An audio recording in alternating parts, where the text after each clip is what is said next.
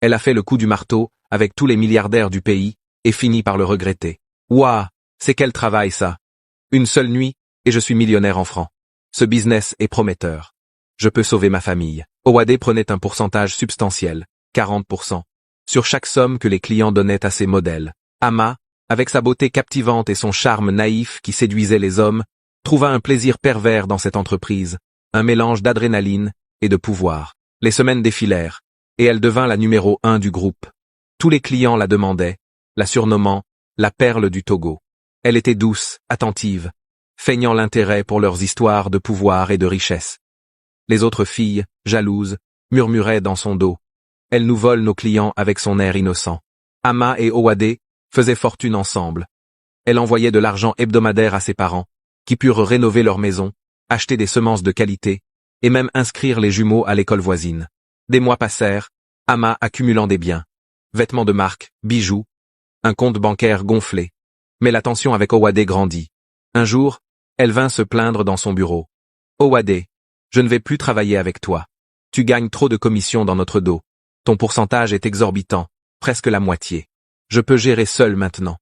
Elle lui parlait désormais d'égal à égal, sans le titre d'oncle. Elle fit ses bagages et s'installa dans une villa qu'elle avait achetée cash, une demeure moderne avec piscine infinity et vue sur l'océan, accompagnée d'une voiture sportive rouge qu'elle conduisait avec assurance. Ama était aux anges.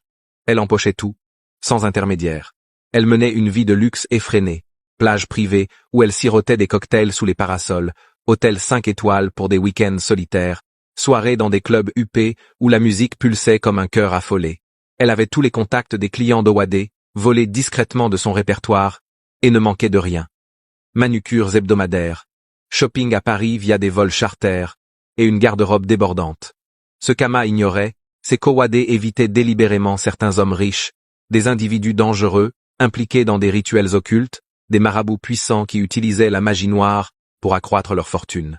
Un soir, alors qu'elle se relaxait dans son salon au meuble design, elle reçut un message anonyme. « J'ai pris ton numéro via un ami. On m'a dit que tu gères bien le travail.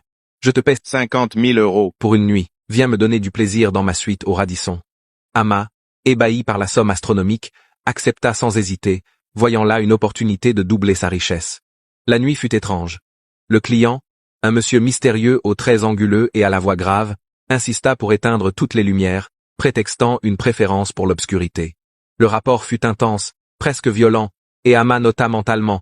Ce monsieur est bien doté, je mérite ce prix. Mais elle ne savait pas qu'au moment culminant, il avait introduit un objet rituel dans son ventre. Un talisman imprégné de sorts maléfiques. 3 jours plus tard, Ama ressentit un malaise abdominal lancinant, comme si des aiguilles la transperçaient de l'intérieur. Qu'est-ce qui m'arrive? J'ai très mal. C'est quoi ce truc?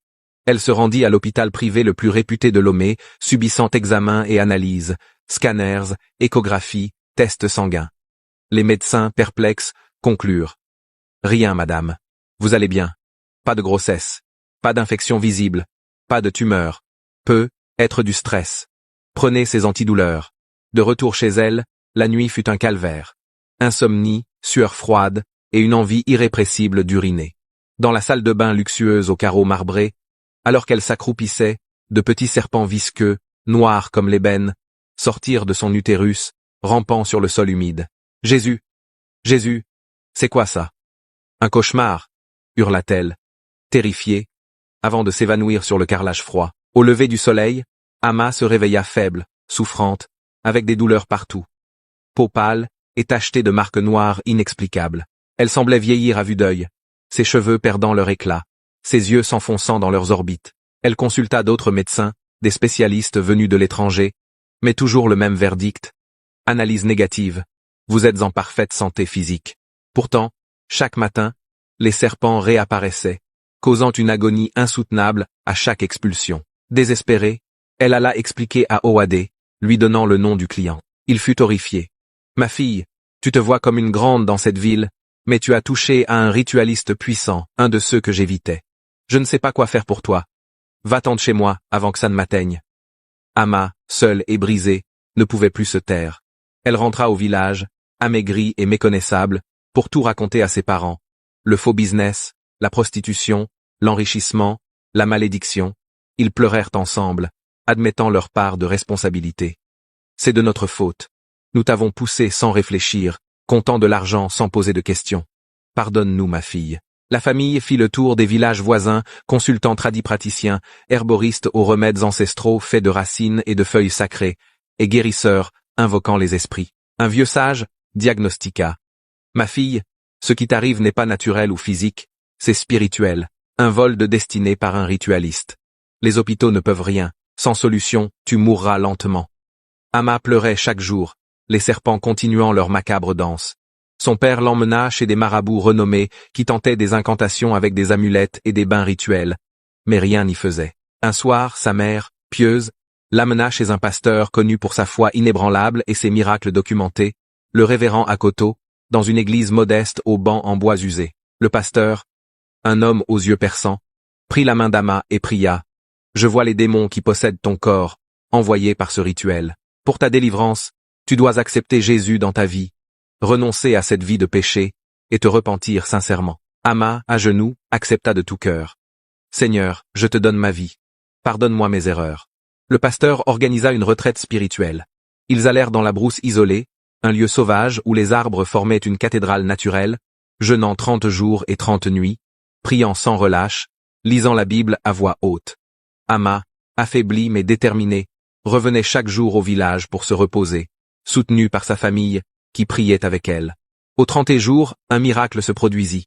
Amma ne ressentit plus de douleur, et aucun serpent n'apparut. « Alléluia! Dieu t'a délivré du mal !» s'exclama le pasteur. Au même moment, dans le sanctuaire secret du milliardaire ritualiste, un ange vengeur apparut dans ses visions, le fouettant spirituellement, jusqu'à ce qu'il devienne fou, hanté par ses propres démons, errant nu dans les rues de Lomé. Amma revint au village avec le pasteur.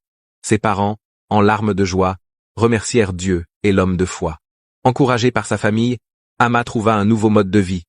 Elle devint une servante de Dieu, prêchant son nom dans les villages alentours, partageant son témoignage pour avertir les jeunes filles des dangers de la ville. Avec les années de prostitution, elle avait subi plusieurs avortements clandestins, perdant son utérus et devenant stérile. Mais elle transforma sa douleur en mission. Utilisant son argent restant, elle fonda un orphelinat, adoptant des enfants abandonnés, les instruisant avec soin. Ces enfants obtinrent de bons diplômes. Ingénieurs, médecins, enseignants, et Amma, brillante évangéliste, voyagea même en Europe pour des conférences, inspirant des milliers par son histoire de rédemption. Sa vie, autrefois brisée, devint un phare d'espoir, prouvant que même des ténèbres les plus profondes, la lumière divine peut émerger.